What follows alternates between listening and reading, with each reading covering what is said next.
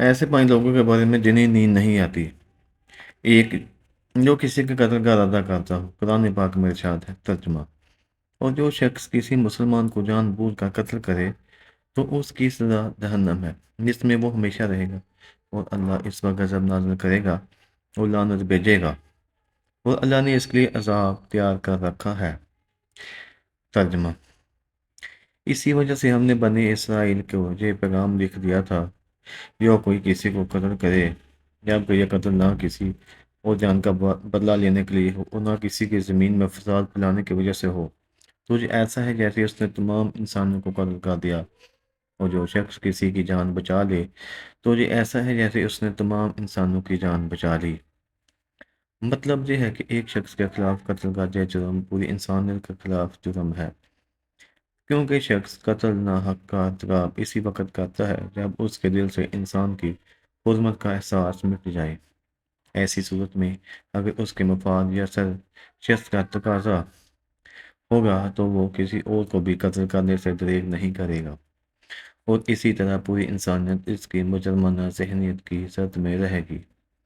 نیز جب اس ذہنیت کا چلن عام ہو جائے تو تمام انسان غیر محفوظ ہو جاتے ہیں، لہذا قتل ناحق کا ارتکاب چاہے کسی کے خلاف کیا گیا ہو، تمام انسانوں کو یہ سمجھنا چاہیے کہ یہ جرم ہم سب کے خلاف کیا گیا ہے۔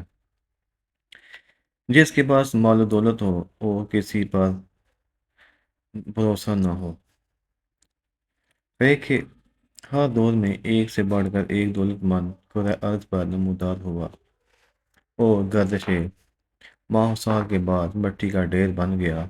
اس کے باوجود حضرت انسان سمجھنے کے لیے تیار ہی نہیں۔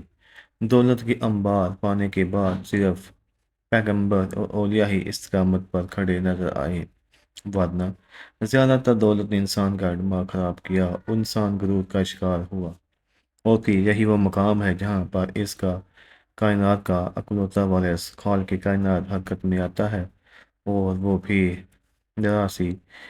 راز رسی کو کھینچ کر انسان کو نشان عبرت بنا دیتا ہے۔ اس کی سب سے عبرت انگیز مثال قارون کی ہے، جس کے خزانوں کی شہرت ضرب المثل بن چکی ہے، وہ جس نے لوگوں سے بہت سی جھوٹی باتیں کہی ہوں۔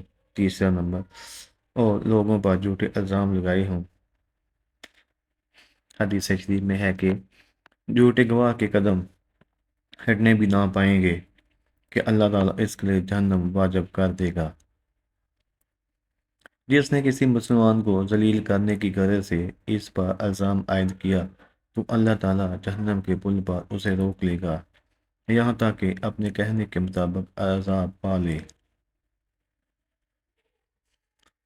جو کسی مسلمان پر ایسی چیز کا الزام لگائے جس کے بارے میں وہ خود بھی جانتا نہ ہو، تو اللہ تعالیٰ اسے جہنم کے کنویں اور پیپ جمع ہونے کے مقام میں اس وقت تک رکھے گا جب تک کہ اپنے الزام کے مطابق عذاب نہ پالے۔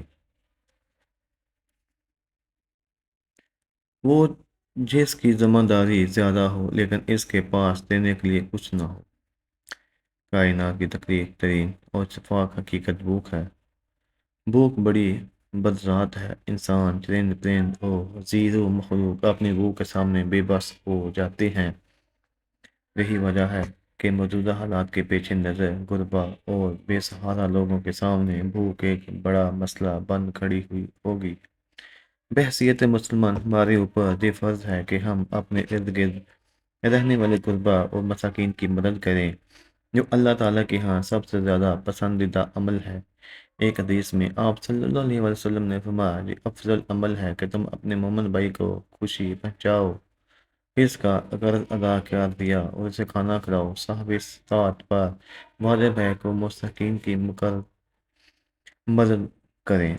وہ جو کسی کے عشق میں مبتلا ہو اور جدائی سے ڈرتا ہو، کسی اپنی کی جدائی کبھی بھی آسان نہیں ہوتی۔ اس جدائی کا احساس آپ کو دنیا کو برباد کر سکتا ہے اور ڈپریشن کو بھڑکا سکتا ہے۔ وجہ چاہیے کچھ بھی ہو، کچھ لوگ محبت کرنے والوں کی جدائی کو جلد ہی قبول کر لیتے ہیں اور آگے بڑھتے ہیں، لیکن کچھ کو ڈپریشن کا سامنا کرنا پڑ سکتا ہے۔ کیا آپ کو رات کو سوتے وقت اکثر کروٹیں بدلنا پڑتی ہیں؟ تو اس کی وجہ جو بھی ہو، مگر اس کا نتیجہ جلد موت کی شکل میں بھی نکل سکتا ہے۔ یہ بات برطانیہ میں ہونے والی ایک طبی تحقیق میں سامنے آئی۔ ایک یونیورسٹی کی تحقیق میں بتایا گیا کہ جن افراد کو رات کو نیند نہیں آتی یا آدھی رات کو جاگ جاتے ہیں، ان میں جلد موت کا خطرہ بہت زیادہ ہوتا ہے۔ اس تحقیق میں 5 لاکھ درمیانی عمر کے افراد کو شامل کیا گیا اور دریافت کیا گیا کہ نیند کے مسائل سے دوچار افراد، بالخصوص ذیابیطس کے مریضوں میں، اس کے نتیجہ میں کسی بھی وجہ سے موت کا خطرہ 87% تک